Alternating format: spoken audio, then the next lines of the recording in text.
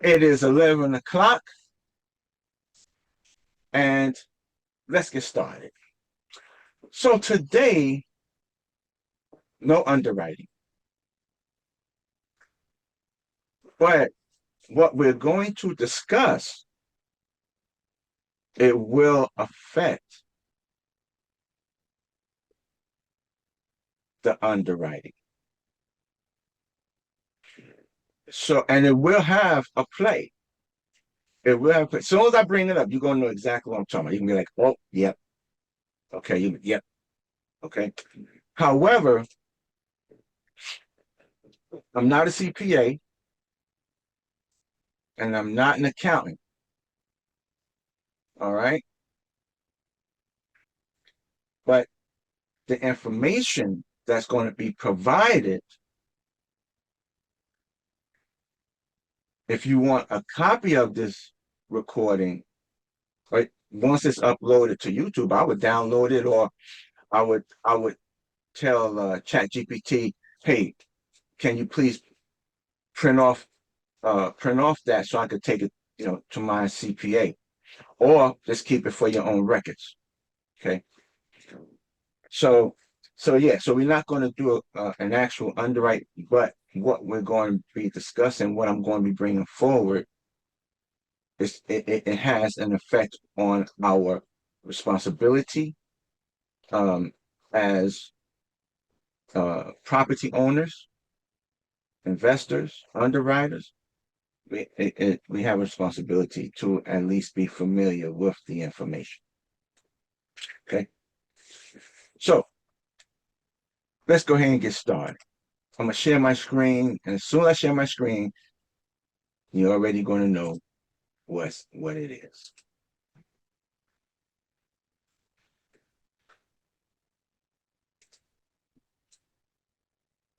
So it's the big, beautiful tax bill in real estate. Okay. So I'm not going through all of the bill. I'm only going through stuff that affects us as investors, as owners, okay, of commercial real estate. That's all I'm doing. The information that's being provided, I would definitely say to you, take note and consult with your CPA, consult with your tax professional, tax strategist. And if it's not, and if there's something different, then I'm going to say, hey, come back and say, and let us know. Now, this here is just a slightly different according to what my CPA says. Okay. Why can't I see myself? Oh, there I am right there. Okay. Now, if you have knowledge of any of this information that that is going to come forward, please, please, please, please say something. Okay? Say something if you have knowledge of it. If you're a CPA, if you're an accountant, if you work in financing, please come forward and say something. Okay. So we already know that on July 4th, 2025, it was signed into law, and there are some changes to what we do as investors, what we do as underwriters, what we do as property owners. There are some major changes, and we need to be just aware of those. So the first one that I want to talk about is bonus depreciation, right? So now previously, 100% bonus depreciation was available, but was scheduled to phase out, right? Now each of us, all of us that have buildings, we had to go through this here, and if you were part of a deal, you've gone through bonus depreciation, but it was phased out. Okay, the new law makes bonus depreciation permanent So the only way this law would ever, this particular bonus depreciation law would ever change is if Congress and the Senate have to change it. But this is permanent now for us. Now you're probably saying, what's the big deal? Right? So okay, so hold on 1 second. I just took myself away. Give me 1 second. Let me stop sharing. Okay, so how does that help us? Each of us can answer this question. Each of us should be able to answer this question. Okay. 100% bonus depreciation. When before it was done, it was phased out over 27 and a half years. Okay. But when Trump took office, he made a 100% bonus depreciation. You could take it that year, that the whole 100% that time. Okay. And it was phased out, but now it's going to be permanent. So how is that going to benefit us? Can somebody just say how can that just give me one thing of how that could benefit us as investors now? I'm sorry I came in late. Hello, everybody. Can you Hey, hello, repeat? Leo. Can you repeat the question real quick, if you don't mind? Yes, yes. First, are you familiar with bonus depreciation?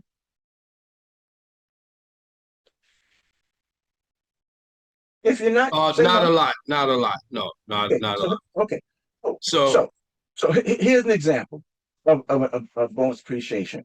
Say you spend $100,000 upgrading kitchens in your multifamily units.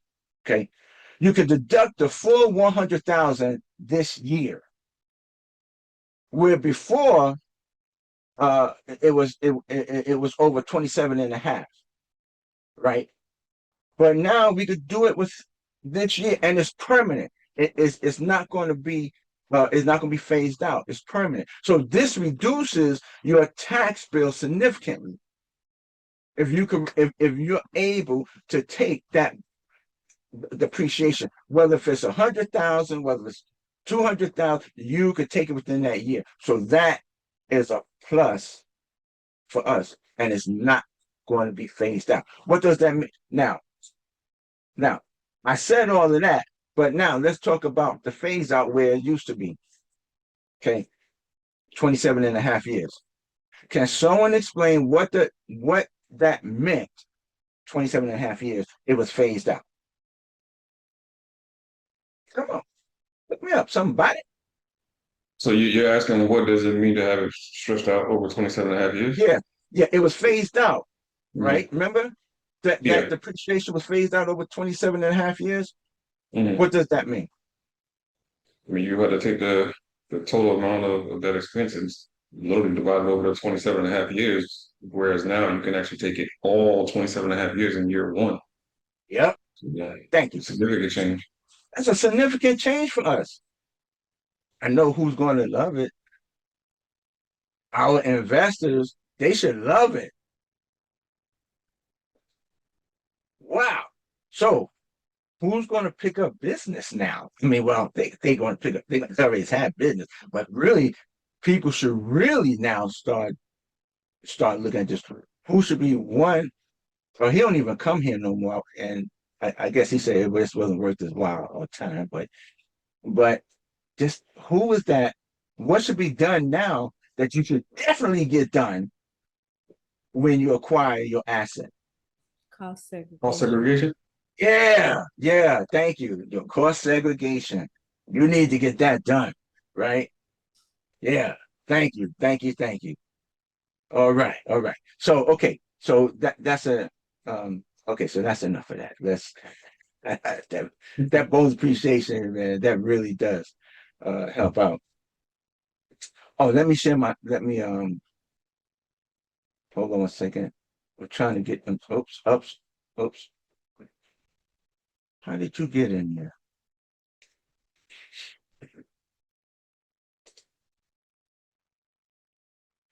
Hold on a minute, everyone. I have to get my screen back the way it was.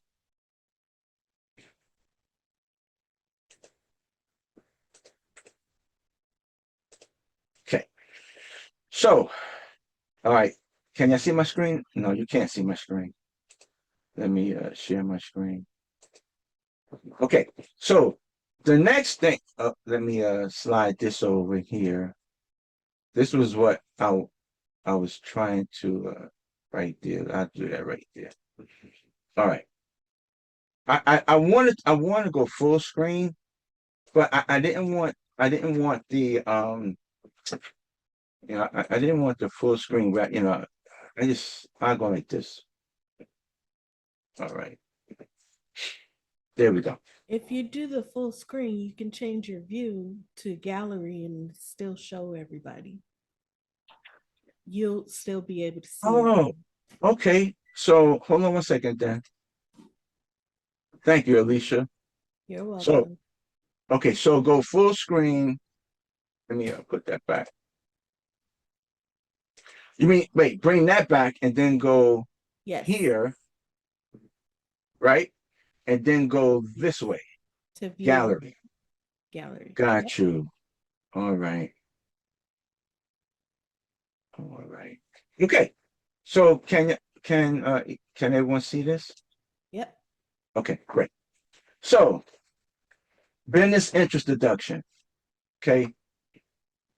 So let me get to my notes here. And I'm glad Richard came in because Richard,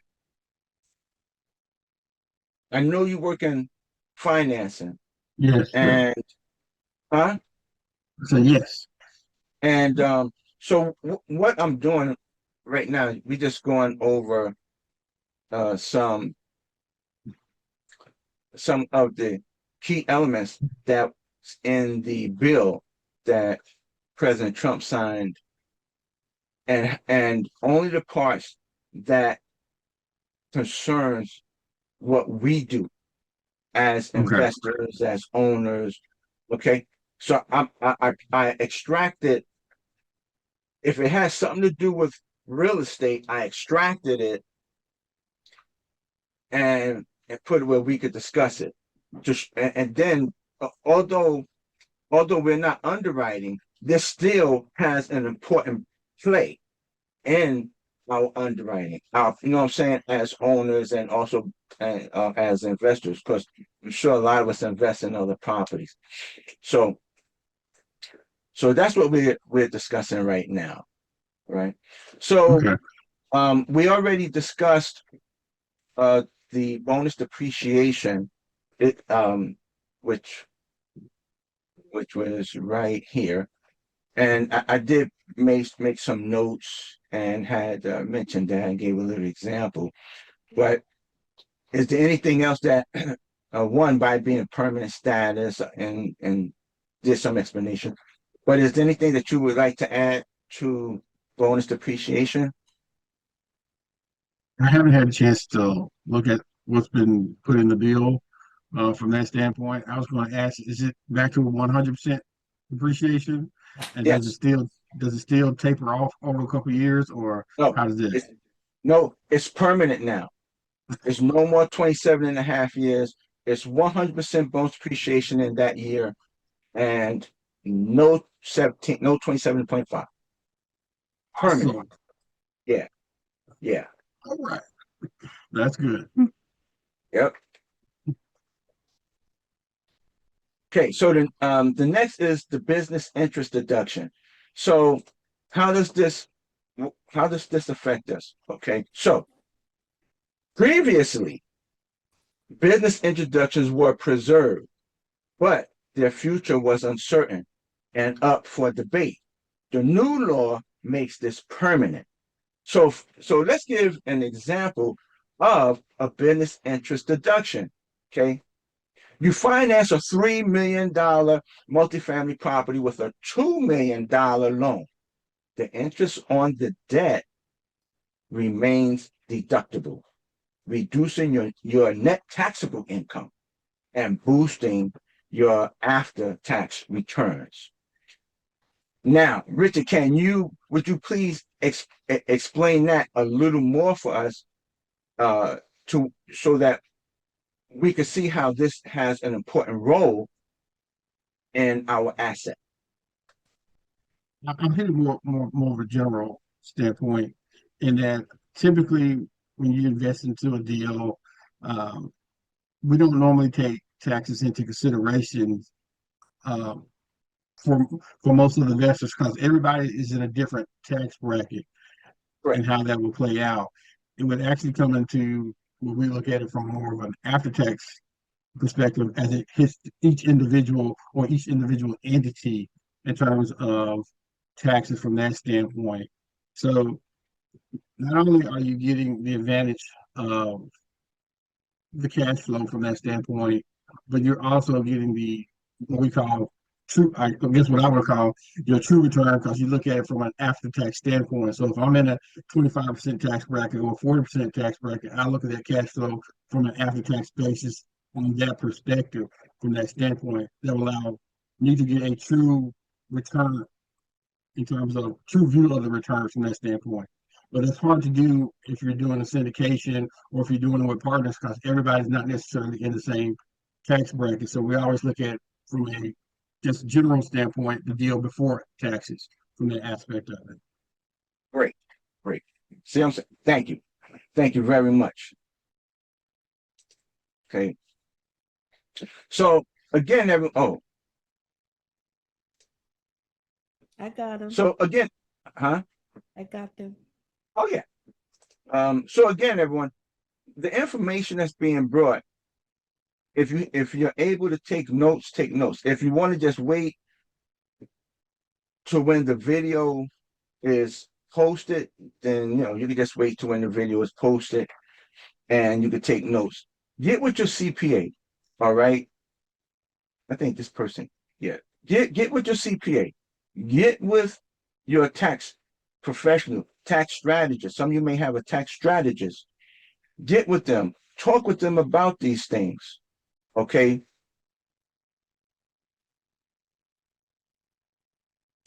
Okay. Let's discuss the next one.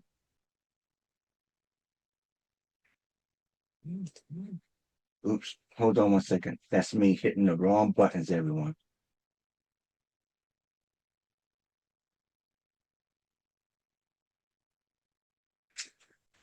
So this next one, I'm just going to touch base on it, but I would like for each of you to get with your CPA on this one, because some of us deal with this, some of us don't. Okay, some of us deal with this, some of us don't, especially when it comes to rural agricultural real estate. So and this could also fall up under commercial multifamily properties that are in the USDA area. So get this particular thing, I would like for you to really talk with your CPAs about it, tax professionals, and see how this is going to benefit you. Maybe they'll say, hey, if you start looking at properties in this particular area that covers USDA, it could benefit you. So take a look at it. So this is what it is right here. So the rural loan interest exclusion. So this is a new provision. It allows lenders to exclude 25% of interest earned on loans for rural or agricultural properties. It's designed to incentivize lending in underserved areas. Do you see that? That's the reason you may want to. Now, how does this affect us as an underwriter? How does this affect us as investors? So now we may want to start looking at areas that's opportunity zones. May want to start looking at areas that's USDA. May want to start looking at areas, as it states here, that's underserved.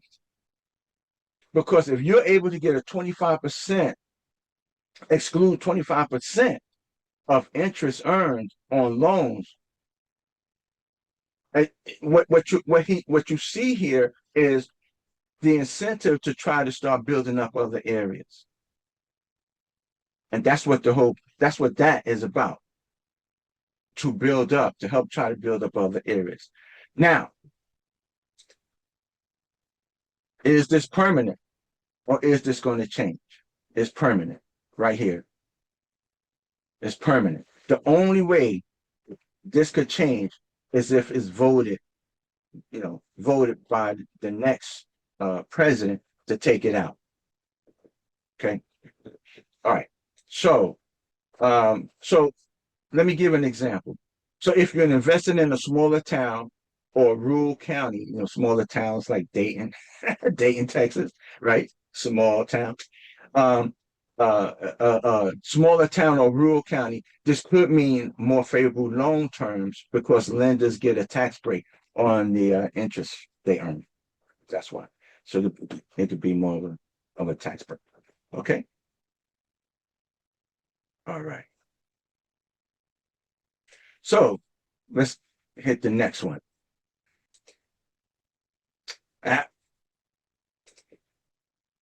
Okay, great. That's the one. So you're probably wondering why are we talking about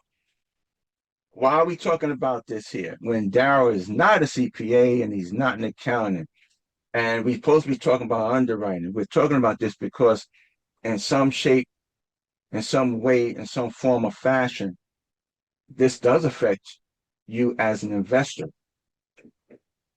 Okay. You may, even in your underwriting, there's certain things you may be able to implement in your underwriting to make it where it's more favorable to where you can acquire the asset. So that's the reason why I'm doing this today. Yeah, we're not underwriting, but the question should be, how is this going to affect my underwriting? How is this going to play into my underwriting? How is this going to play into me talking to Richard when I need to get a loan? Do I need to tell Richard that this is in an OZ zone? Do I need to tell Richard that this is in a small town? So then Richard could start looking for, okay, well, he's going to get this tax break and that tax break or interest rates or whatever. Okay. That's what this is about for today. So first of all, what is SALT, right? I'm gonna tell you, I'm gonna be honest with you. I didn't know what SALT was, but it's state and local taxes. That's what SALT is. I was like, okay, what's SALT, man? SALT. I told him, give me some salt and pepper, Right. The SALT deduction before, all right, let me move my picture up a little bit. Before this bill, the SALT was the SALT cap was $10,000 for everyone. Okay.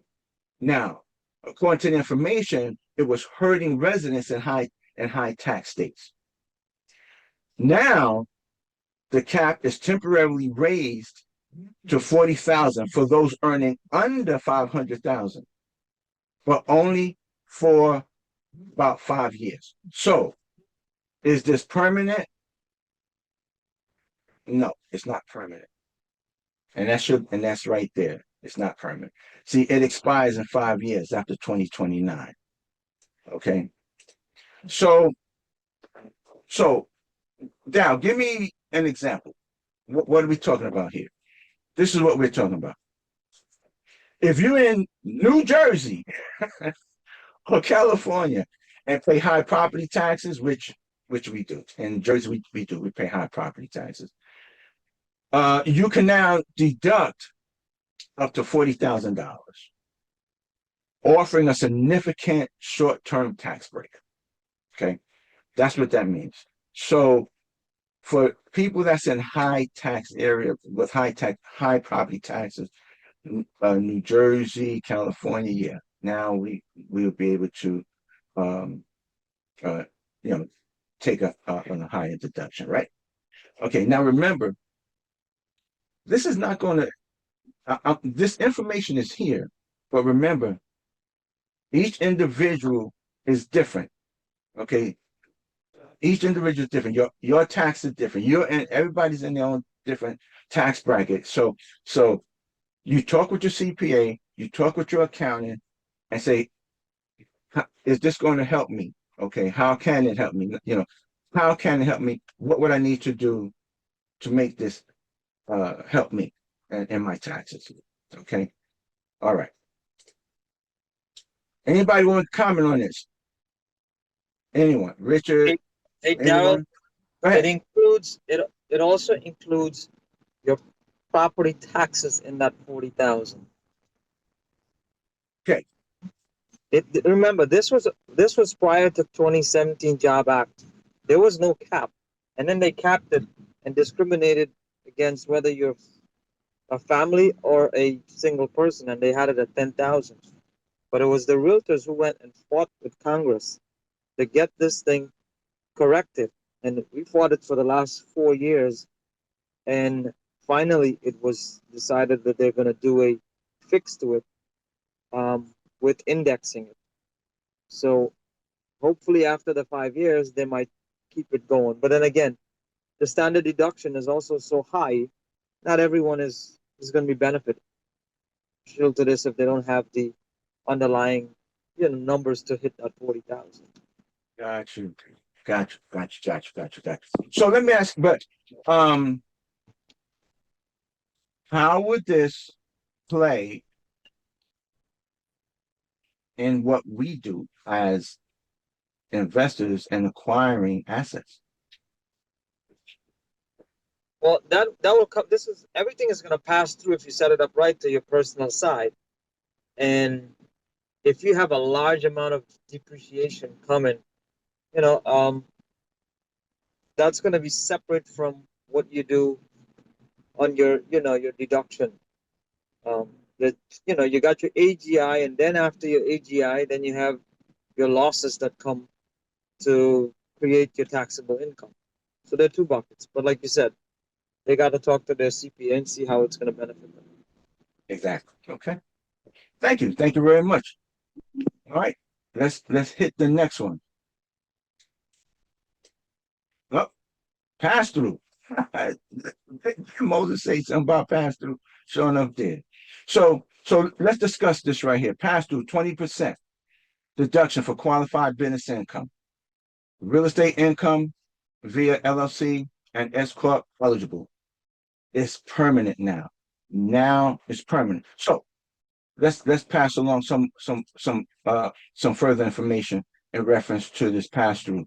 So the 20% deduction on qualified business income was temporary and set to expire. The new bill makes it permanent for real estate income earned through LLCs, S corps, and similar structures. So here's an example.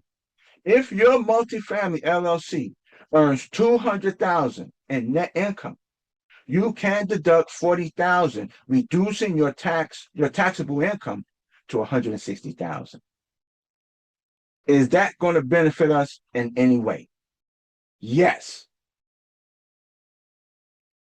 Yes. By reducing our taxable income to yes, it will. Do anyone have any further information on the pass-through? And now it's permanent. Now, did they state that it went? I think it went from 20% to 23% now. Let me see. Give me 1 second.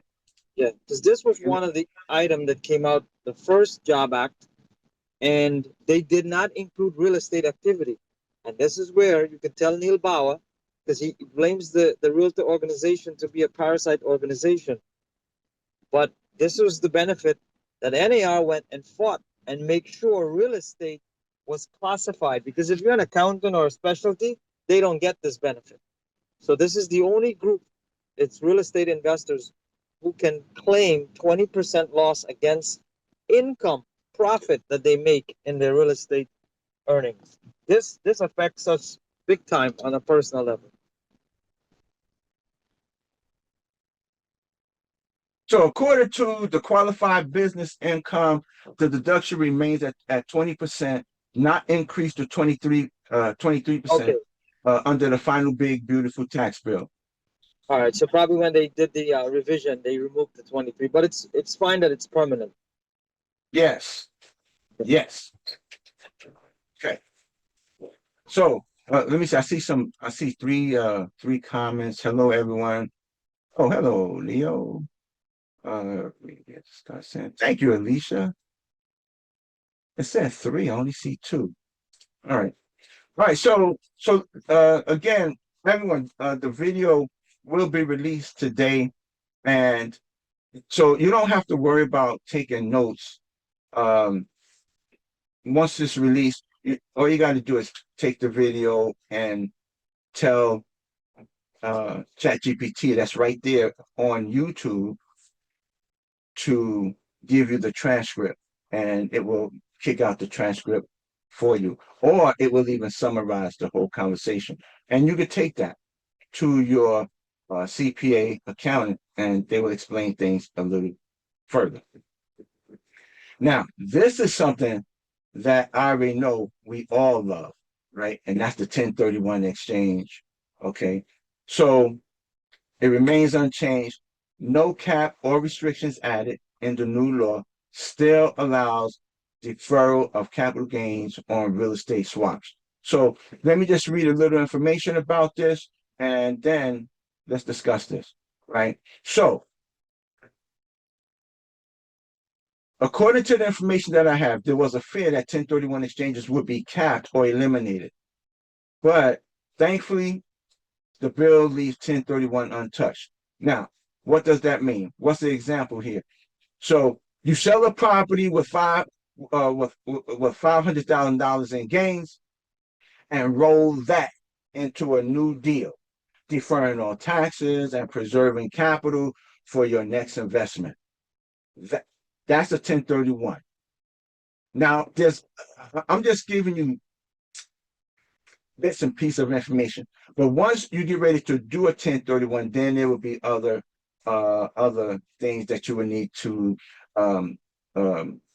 get in place, such as an intermediary, the person that the company or person that's going to hold that money.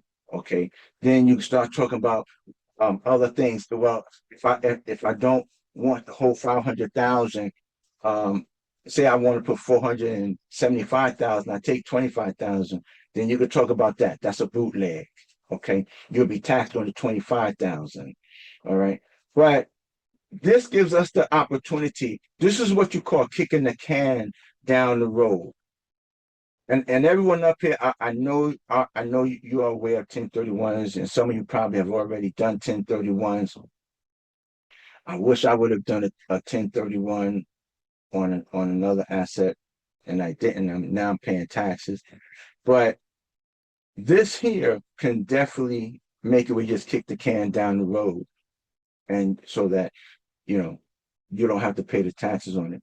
Make sure when you get ready to set up your 1031, you have the intermediary. You're going to be given a certain amount of time. You got to find another property to put that money in, to put it into. If anything expires, if those times expires, you're going to be hit with capital gains tax. Okay, so make sure you work with someone that's reputable and that can help you to get that 1031 money over to that next investment. Okay, and this is an excellent way of building your legacy, because all you're going to do is just keep rolling that money right over. Just roll it over, roll it over, and roll it over. Okay, so let's talk about. I don't think I have much more. Because I wasn't trying to speak of everything. I just wanted to really hit the main things. You can see my slide?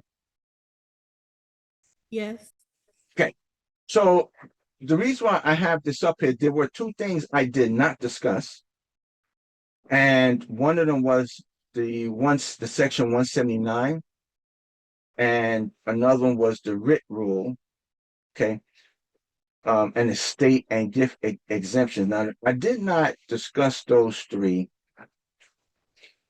Although I'm sure, section 179 does have a role in what we do, but I'd rather for you to discuss the 179 with your tax preparer, and also with the writ rule, and what else was it? Oh boy, I need to turn this to a different color because you can't even, oops.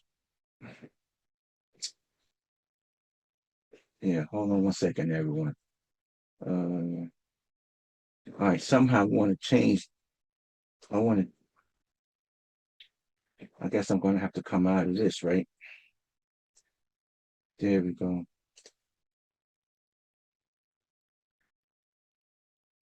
Right here. So yeah, because this here is like, wow.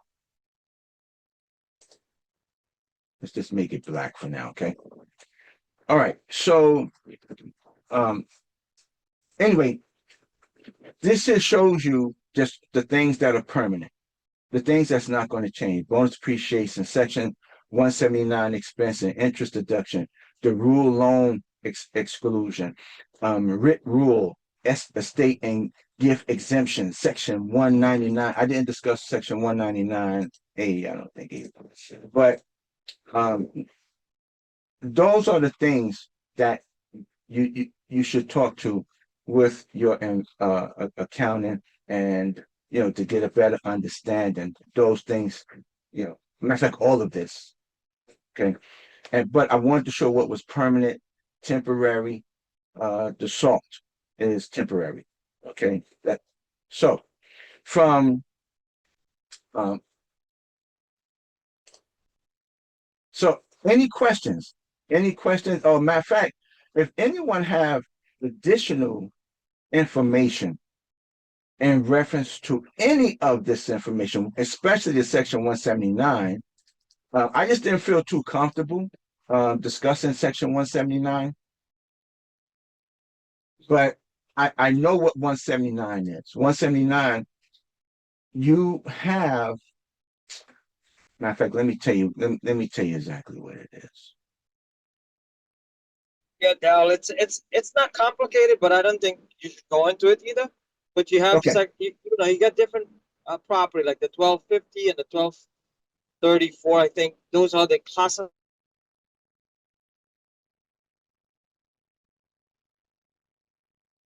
Okay, but areas you, that you can depreciate. Or you have like, you see people buy these 6,000 pound trucks, at the end of the year, and then they depreciate the whole cost of it within the 1 year. So instead of spreading it over 5 years, you can just take 179 and take the whole thing off of your in taxable income for that year, and then you don't have to. It's almost like how you do the bonus depreciation, but you do it on certain right. properties, that you run your business with. Yep. And that was one of the examples when I was reading it. That was one of the examples that was given, how your property could play into that section 179. That is not always a vehicle, but the property also has can also play into that. So any questions? Let's any questions? How do you how do y'all think that this can help us?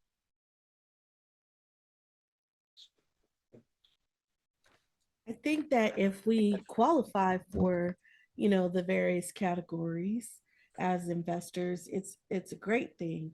If you don't, there should be some options for any investor to be able to reap some of the benefits. But all in all, it sounds okay on the surface. I would like to know how this affects investors long term. Yeah, yeah, yeah. I would like to In maybe the how about economy. yeah. Um, I can see where some of these are incentivized. Some we have a lot of underserved areas that needs housing, that homes need to be, you know, better built, right? Developed. So I could see how the incentivization is there. Um, do any of you think that maybe you would look into an underserved area? Yeah. Yeah. for me in those areas, it would be about the crime. If it's too much crime, Yeah, I'm not in a position to invest in that area. Um, if I had endless wealth, it wouldn't bother me. I'd invest, right. turn the community around and make Hey, it safe Alicia, this is for. Richard. I'm having a little trouble hearing you. Could you Oh, speak are up a little you? bit more?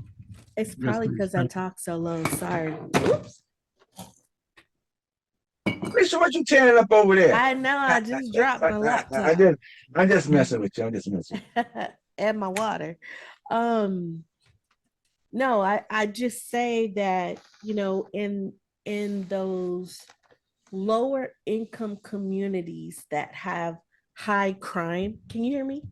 Yes, Okay. Richard, can you hear? Yeah, I can hear she's better, but she's still a little low. But go ahead.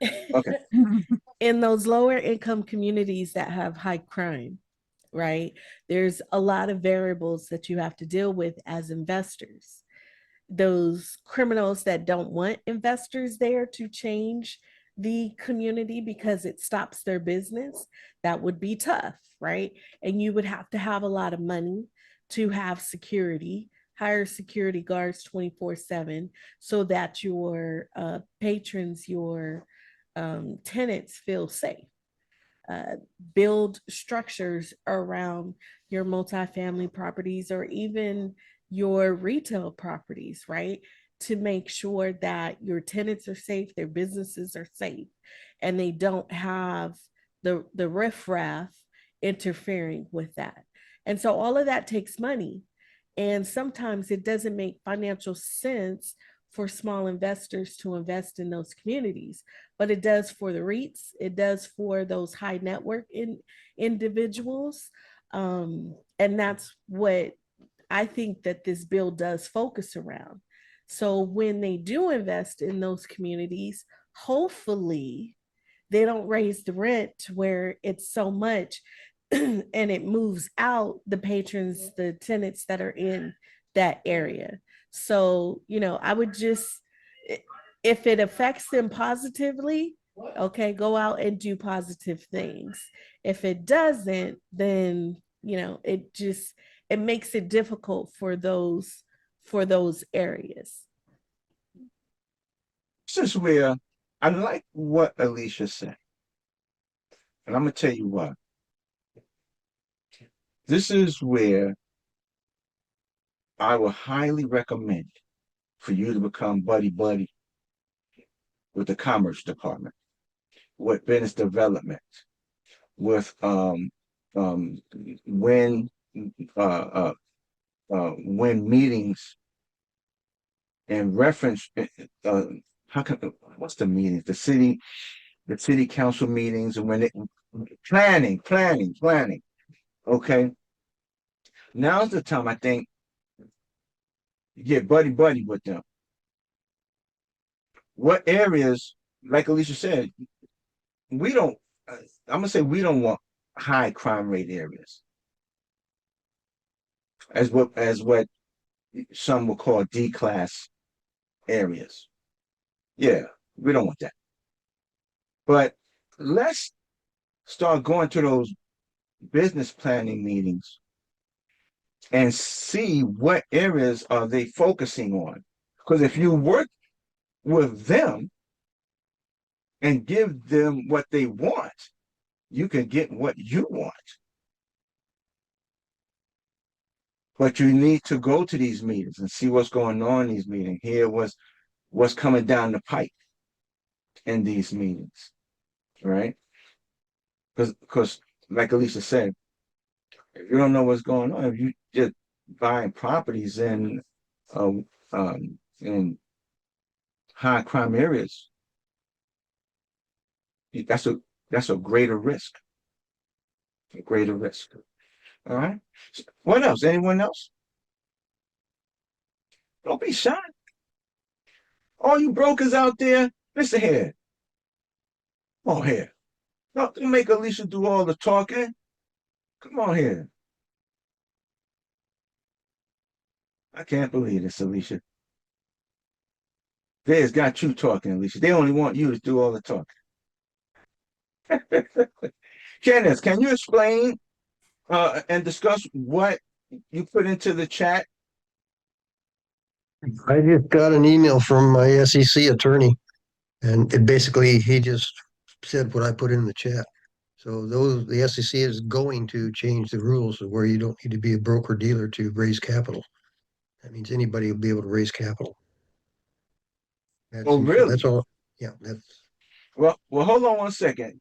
Let's see what I can find real quick and on this right here. We have 15 minutes left. Let me see. Well, let's not get silent though.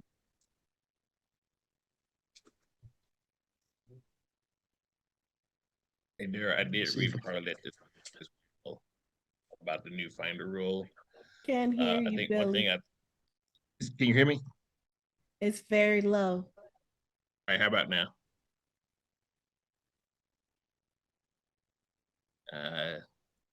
Are you covering your mic? No, I'm actually talking right into it. Let me see here. Sometimes you can go into Zoom and turn your mics up. Let me see if I can Yeah, do that. because it doesn't sound like it's connected. Okay, how about now? Yeah, that's better. Say that's better. Much better. Okay. Now I was just saying that I read that this morning as well. McKenna was talking about the finder rule. One thing I did see on there is that although they can do that, you still have to have participation in the deal as well. There still can't be zero participation on it. Right. And according to the information that I pulled up, you are correct. Because it says right here, the SEC is working to revive the conditional exemption for finders, individuals who connect investors with issuers, allowing them to assist with capital raises without needing a broker dealer license. Now, according to this, there are tiers.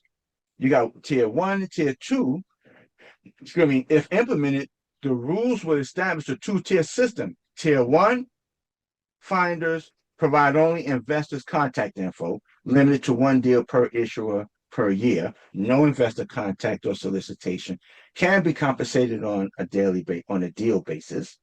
Tier two finders can identify, vet, and contact accredited investors, distribute offering material, arrange meetings, but not advise on valuation or investment merits. Must disclose their role, compensation, and conflicts of interest up front.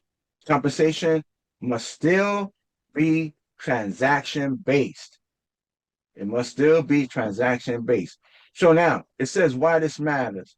Well, I'm not going to get into all of that. Okay, we'll try to get an SEC attorney up here to discuss this even further. But at least with the information you already have, you could go to your SEC attorney and talk with them. Okay, because now if we could raise money and don't have to have a license, how let me rephrase this. If we could raise money without having an SEC license, how would that benefit us? Don't everybody jump in all at once.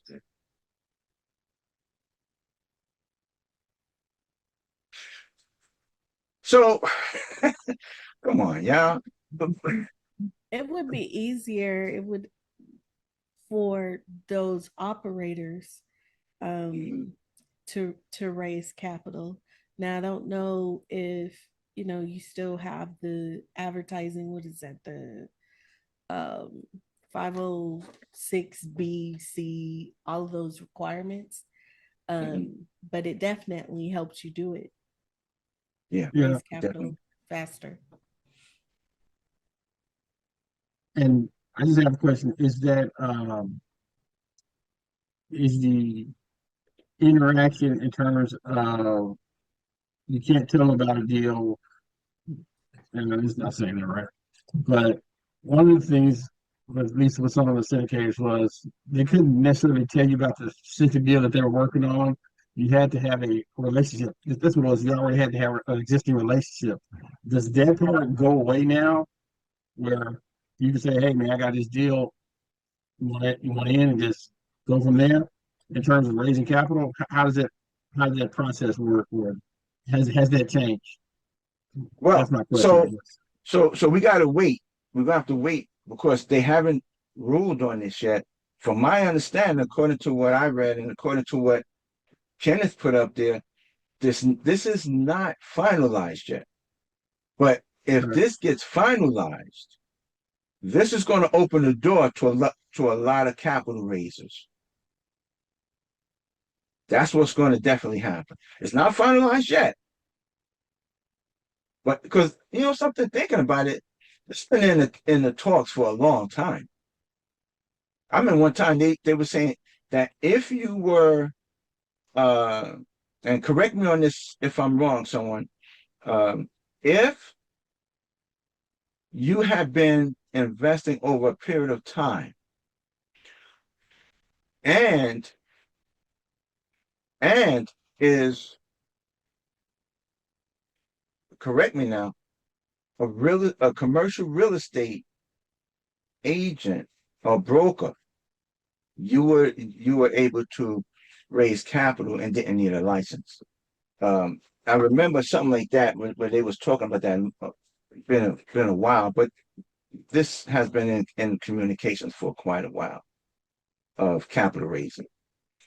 So yeah, yeah. So anything else, anyone? I hope this information was helpful. And Yeah, Darryl, I'm sorry.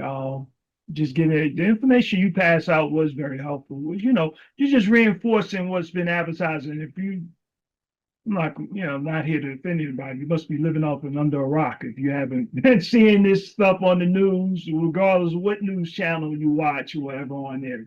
They repeatedly talk about this, and they talk about the bill and the benefits and the positive, Democrat, Republican, whatever. So it should. You're just reinforcing what's being told out here. The benefits for investors is great. It's wonderful. If you could be, like Alicia said earlier, you in the position where you could benefit from it, yes, it would be big time.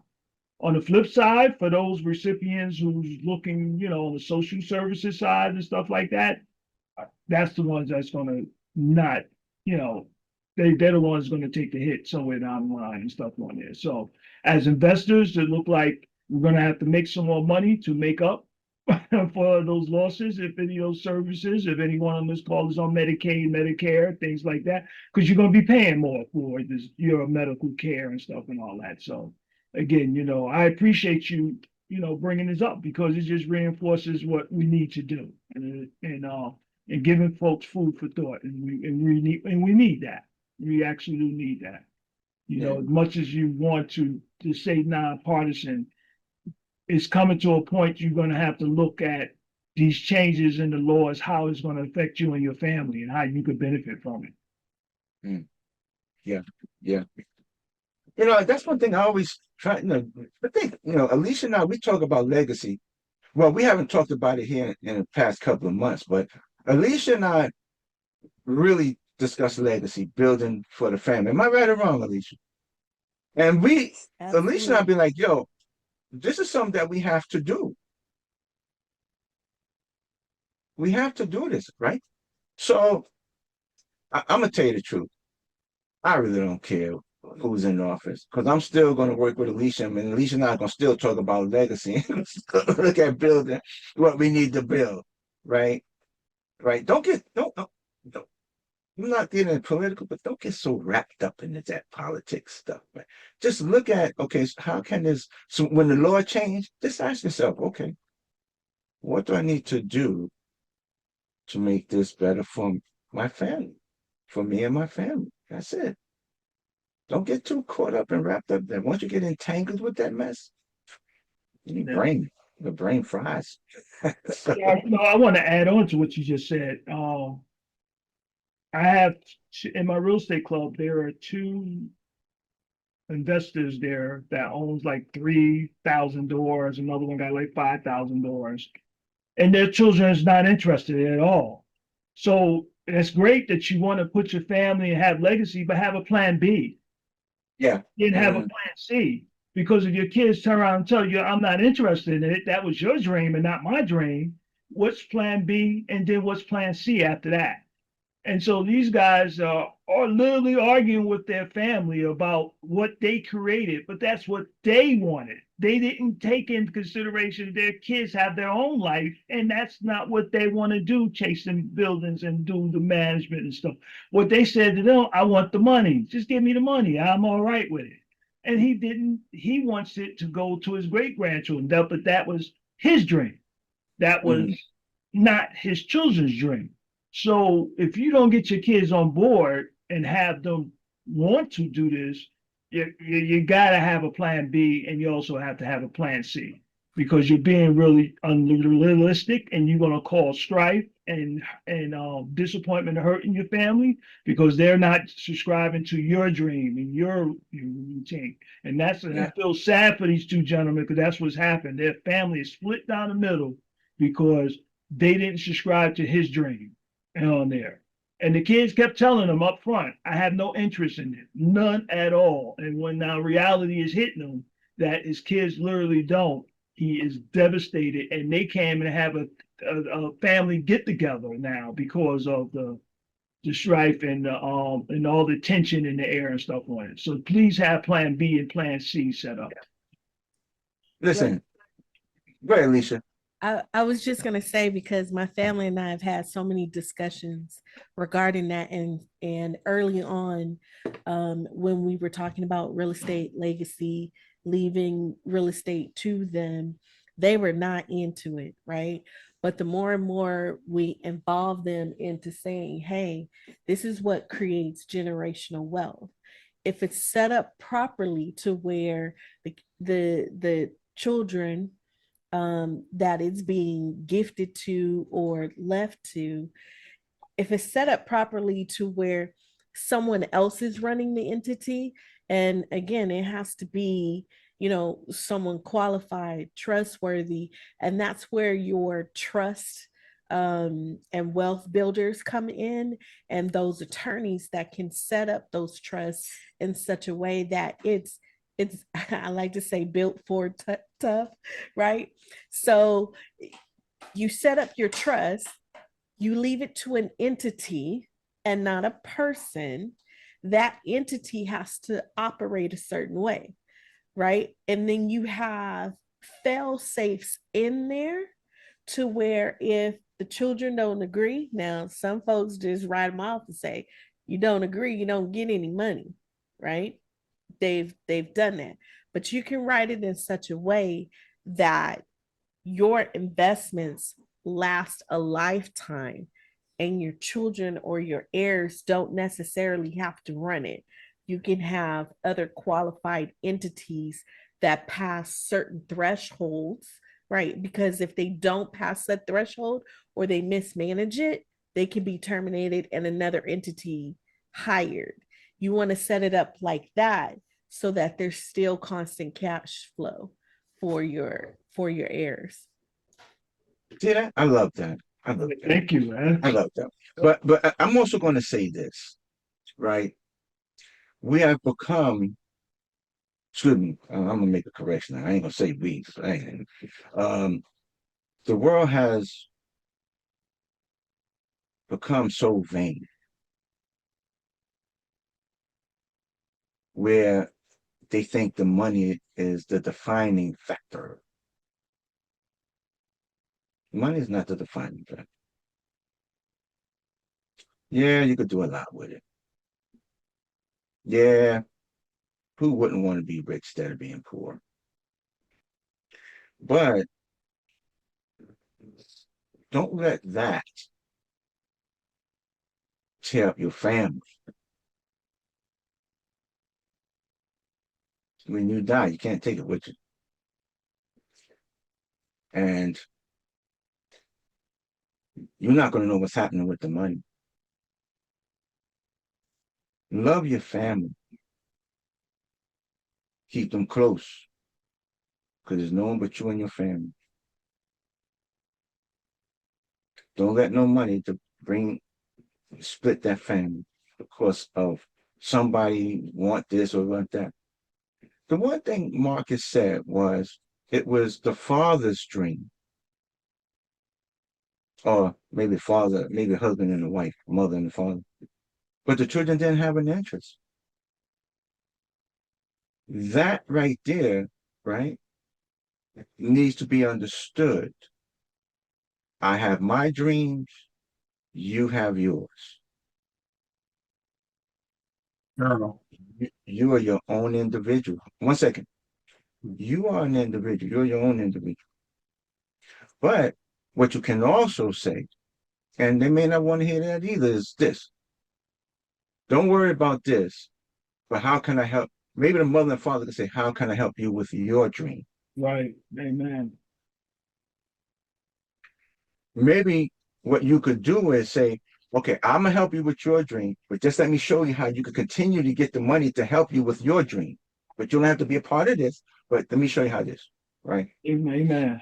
So there's more than one way to get to two. And that's what we need to look at. What are the other ways that we could get to two? Because it's not just 1+1, right?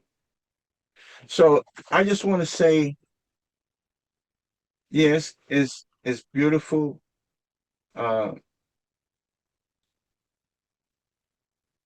have all of this, but don't let it be a defining factor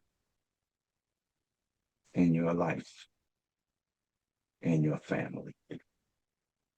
Don't. Go ahead, Richard. Take us out. I just wanted to point out and following a guy that he's been talking about. This is the greatest time for wealth transfer for a lot of people, and there are a lot of baby boomers who are beginning to retire, and their children don't want those businesses. So this is an opportunity for you to identify actual businesses that are profitable, making money that you can actually take down without without having to start from scratch because the children don't want it. And I have a perfect example that I have some clients and they found a they found a manufacturing business, and the father had passed and it was left to the two daughters. The two daughters lived out of state. I think they maybe came once or twice a year, and it was pretty much they let the employees run it. And this has been going on for probably about 3 or 4 years since the father passed. And a couple of my clients, they found opportunity. They saw that the children weren't running it, and they saw a lot of opportunity in the space because they had came out of that particular space, and they saw that the business wasn't being run in a particular way that they could profitalize on or make a profitable on, and they're able to get the business relatively cheap uh, from the kids because the kids didn't want to run it. They take the money going on. So this is a great opportunity for everybody to identify business where you see people are going to retire and the children don't want it. That's a great opportunity for you to buy a business. Yeah. Amen. Amen on that. And with that, I'm going to say thank you all for coming out. Thank you for your words of wisdom. Thank you for your support. And I will have this video up. And I haven't even got the other video up. But I'm going to have both of the videos up. And like I said, no one on the show today, as far as I know, and I didn't hear anyone say that they were, no one on here is a CPA. No one up here is a tax professional. And I said that early on. Please consult with your tax professional to see how these new laws can benefit you. Okay? How they can benefit you. I want to thank you for coming to the Commercial Underwriting Show. And we're here every Monday at 11 o'clock. Next week, we'll have a property analysis. We got some new laws coming out that's going to help us in our investments. All right. So thank you all for coming. Go ahead. Go ahead. Hey, Kia, I'll chat with you and Alicia afterwards. Sure. Stay on for a couple Sure. like 5 minutes. Okay. Okay. So I want to thank you for coming. And I see everyone back here next week, Monday, 11 o'clock. Eastern Monday or Standard- I mean, Tuesday? Tuesday. All right. See you next Tuesday, bro. Thank you. Next Tuesday, All 11 right. o'clock Eastern Standard Time. Thank you all for coming. It's always All a right. pleasure seeing you, Alicia. Pleasure seeing you too, Marcus, and everyone on the All right.